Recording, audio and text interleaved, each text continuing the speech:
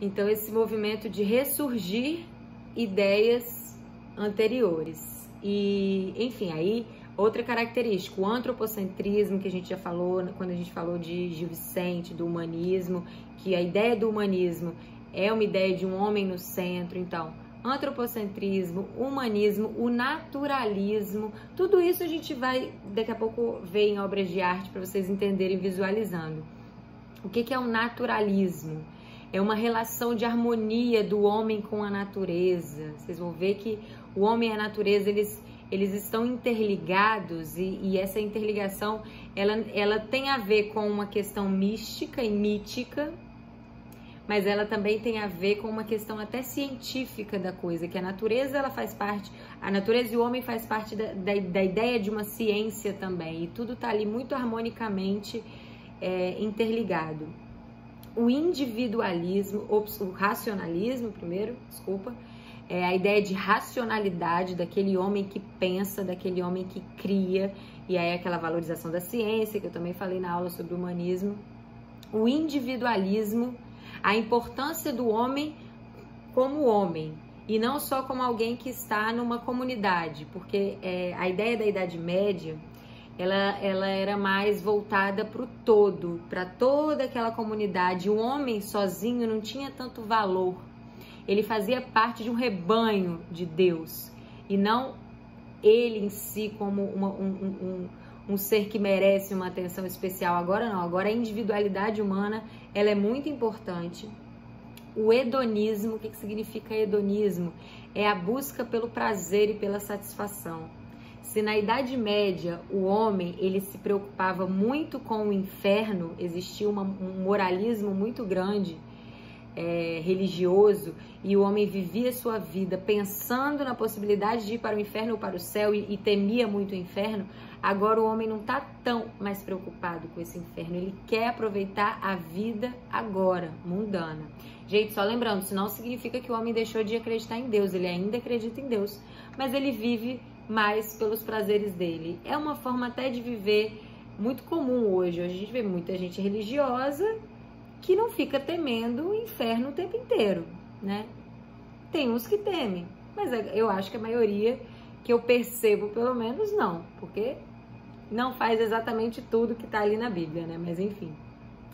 O universalismo, que é a ideia de que existem características humanas que são universais, que o homem tem essências universais, o homem de qualquer lugar do mundo vai ter especificidades iguais, na verdade não são especificidades, né? São universalidades.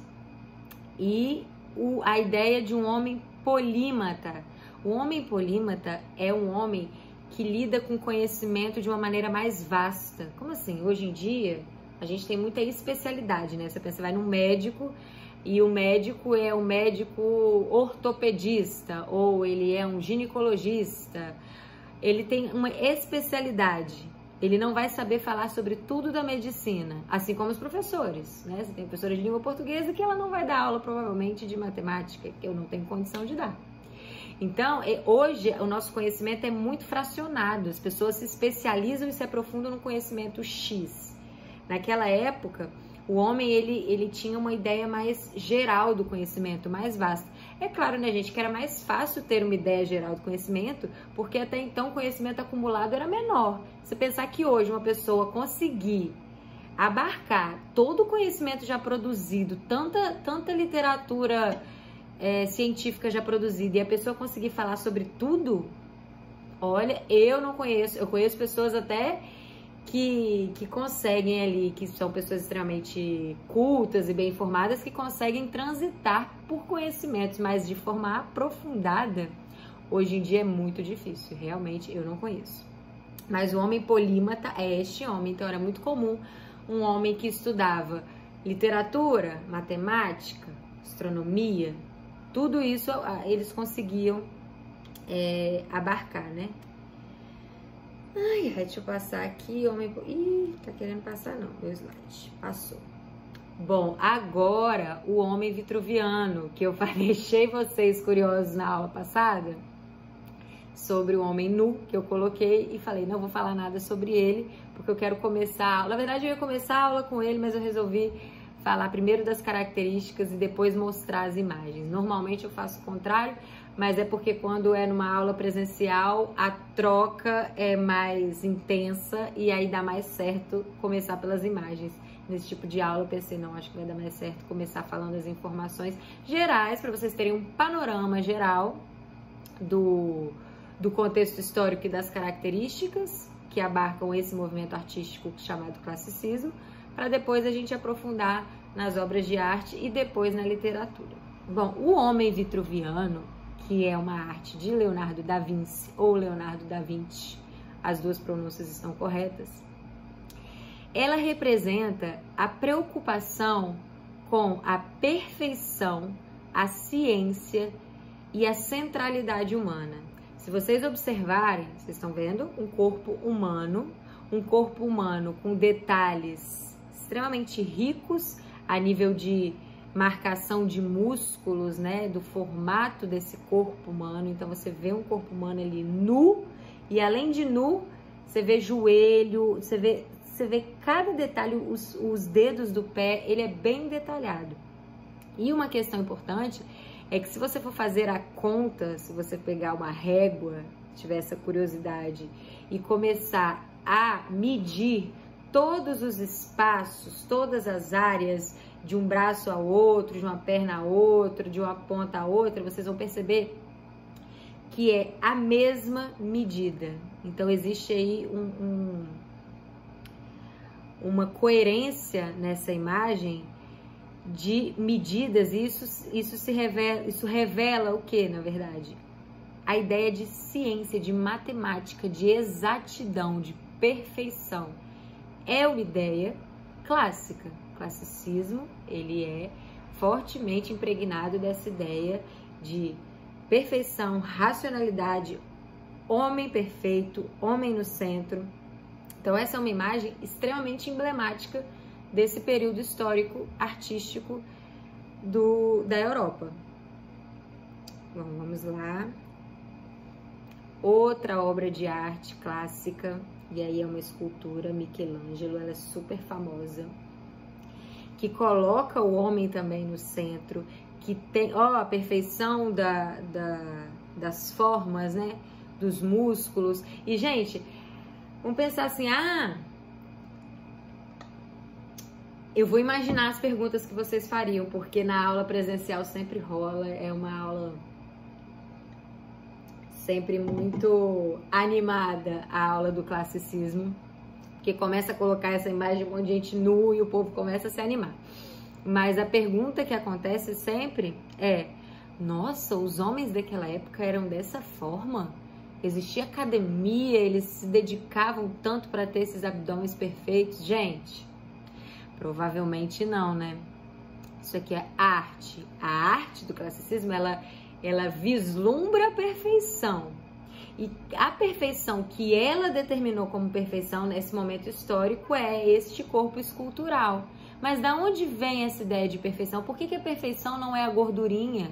Por que isso é a perfeição naquela época? Justamente, não falei que era inspirado no período clássico, da antiguidade clássica greco-romana? Nessa antiguidade clássica, como se diz, a imagem que se fazia dos deuses e dos homens era essa imagem de perfeição. Porque foi super inspirado na antiguidade clássica. E o que tinha na antiguidade clássica? A mitologia grega.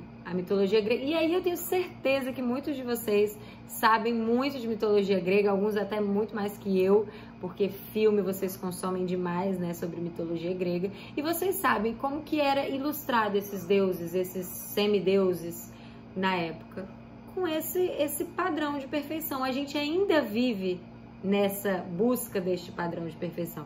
Quando alguém vai para academia hoje em dia, normalmente é querendo esse tipo de corpo, ok? Mas hoje em dia a gente até já questiona, e a gente deve questionar com certeza esse padrão.